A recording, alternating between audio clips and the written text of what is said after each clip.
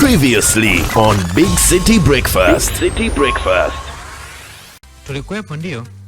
Wewe ulikuwa wapi? Mimi si nilikuwa Moshi. Wewe ulikuwa wapi?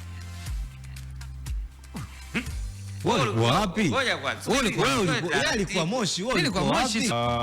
Tunaweza kuwa marafiki na hawa walipa kodi. Unajua Castro, wakati tunakuwa na Hasani, ilikuwa kuna maeneo tu mnaweka mawe huku na huku, mnacheza mpira. Weza kukusanya trilioni 4.13 ndani ya mwezi mmoja. Kagoma huyo.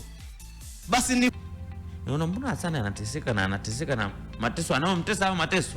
Ni ndugu yake. Ni ndugu yake aliyemstiri. Sasa wewe huwezi kumweka mwenye mali siku nzima. Pale anapokuwa na changamoto, mfano tu kulikuwa na kuungua kwa soko la mawasiliano pale. Pia kulikuwa kuungua kwa soko la Kariakoo. Wafanyabiashara hawa tuliwawezesha kwa njia ya mitaji.